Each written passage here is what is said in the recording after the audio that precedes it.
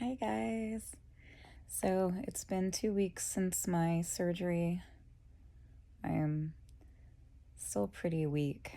If you can see, I'm like back to being skin and bones almost again. I'm trying to eat more consistently actually since surgery. I've had an appetite again, which is great because before surgery I was not. I could go 2 days and not eat because I just wasn't hungry. I just didn't have a sense of appetite, but any of those of you who've ever had cancer, you know what that is. It's just your body's just quitting. So, anyway, at least that's what I call it. I don't know what it technically is, so please don't comment on here like I know I'm a doctor or something. I'm not. If I was, I would have known I had cancer again. Um, so anyway, I am waiting on another blood test or a blood test. There's this new specific blood test that will tell you if there's even like microscopic amounts of cancer in your system. So my new doctor, he requested that I take that, so I'm waiting to get an appointment for that. Been kind of texting this lady since like Friday, so who knows what's happening. They're supposed to come out, do the blood draw, or meet me somewhere. Well, can't really go anywhere yet, so hopefully she gets a hold of me and comes and does it. The procedure. That was a bitch. It's still a bitch. I don't think I've ever said the word so much in my life as I have in the last 2 weeks. Actually, 3 weeks. Once I heard I had to have it, I was pretty upset. So that word came out quite a bit. But yeah, I'm pissed. I'm angry. I'm sad. I'm depressed. I'm like, I want to choke out people because you're just like, I'm back to this in bed all day, every day. And it's been like this for now almost 4 months. I had a few good months where I was still able to walk around and stuff and sit, but uncomfortably. So I was able to go do stuff, but like I would say early December was probably the last time I was really, really like even able to drive myself again. So it's been a while. So it kind of gets in your head. But the surgery, sorry, I went away from that. The surgery was intense.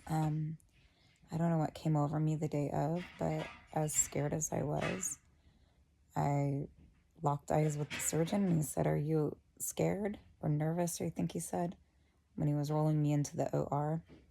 And I looked at him and I was like, I told him no. And he's like, "Really? It's okay." And I said, "I'm really not. I feel very calm." And I genuinely did. And as I look back, I don't know if I was calm because I thought, well, it's a peaceful way to die, or if I thought, this is the start of my new chapter, you know? So I don't know. I just felt a sense of craziness, like crazy calmness. I got out of surgery, was in a lot of pain.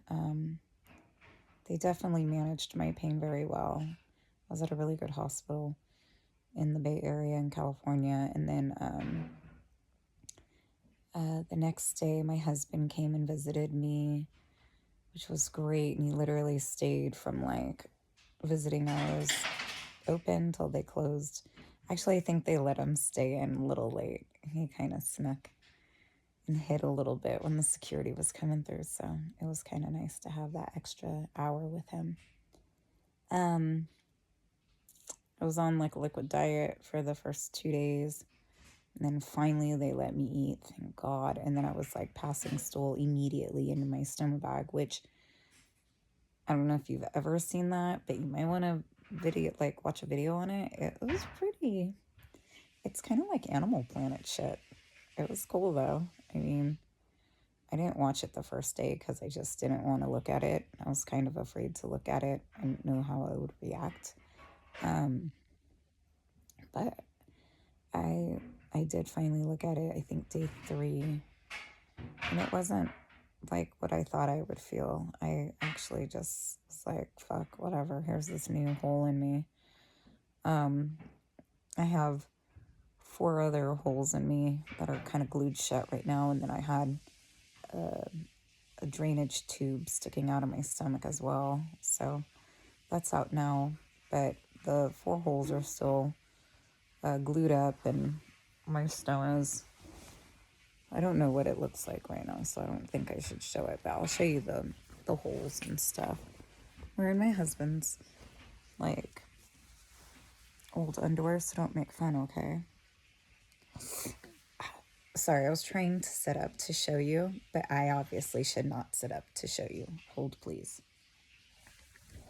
So I've got the 1, 2, 3, and then 4. This was where my feeding tube.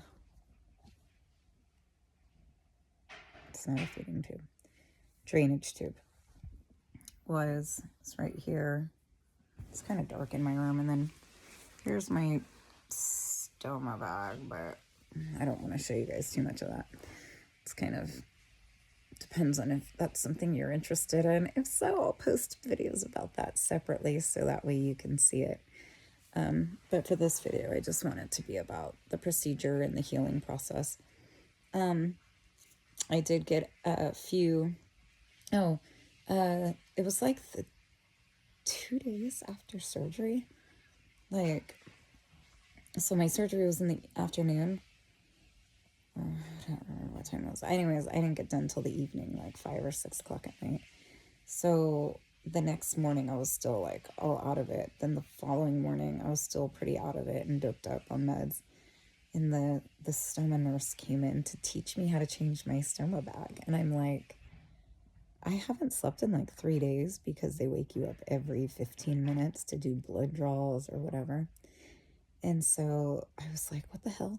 But I was like nodding off. Plus they gave me pain pills, or my pain medicine, which was through a drip at that time. So I was literally sleeping halfway through my stoma bag change. So thankfully my husband was there and he took good notes. So she was there for, I guess, 2 hours. I was just, it was like making me sick trying to stay awake to listen to the lady. So note to self, get somebody there when they do that so you can sleep. But yeah, I got to come home early. My potassium was really low for a while, so they got me taking potassium and getting that up. And then my blood level was low, so they were going to do a blood transfusion, but thankfully my blood levels went up before I left, and before they did that, so that was really great. It was actually, I told my doctor, I'm like, I really don't want a blood transfusion. Is there any possible way, like, you can maybe just, like, do one more blood draw and, like, see where I'm at? And so he's like, all right, fine, just one more, though, and if your levels aren't high enough, you're getting a transfusion. So I skated right through that one, thank God. But I was released, I think, 2 days early or a day early, I don't remember. And I went in on a Wednesday for surgery. I got out on Sunday. And we thought earliest Monday for sure. But I got out on Sunday. I don't know how great that was. I laid in the truck all the way home. We had like a 2-hour drive. That was the most uncomfortable 2 hours of my life, aside from the 2 hours on the way there that morning. Came home, a very high bed, so we had to build a step to put next to my bed so I could climb in and out of my bed. You'll really learn the power of breathing, because when you go to roll over to your side, whatever side you're trying to get out of your bed at, you learn to go, and when you breathe out, that's when you roll, because then you can hold your stomach and roll, and then you breathe in, and then that's when somebody can help lift you up. You really don't want to, like, exert yourself in your first, few days or weeks. I'm actually at a point where I can roll out and get out of bed and just kind of hit my little step, and then I have a little nightstand next to it. So I just kind of like ninja walk my way out of bed. It's kind of, I'm sure it's comical to some. To me, I have to find it funny because what else do you do? So anyway, what else about having a Barbie butt should I tell you guys other than the stitches are really, really annoying. I have one that pulls every time I get back into bed. It doesn't help that I get onto my knees into my bed. I should probably sit and then roll, but I really don't like sitting still. It's still not comfortable, and then my stitches poke me in weird places, and then the jolting up from sitting from a stitch is like, I'd rather just fucking pull a stitch. I know that sounds really awful, but sometimes you gotta do what you gotta do, right? Sacrifices. What else? I would say having a good support system at home is huge. I've got my husband and my 4 kids, and each one of them plays a different part in my healing. And having somebody just lay with you, oh my God, transforming.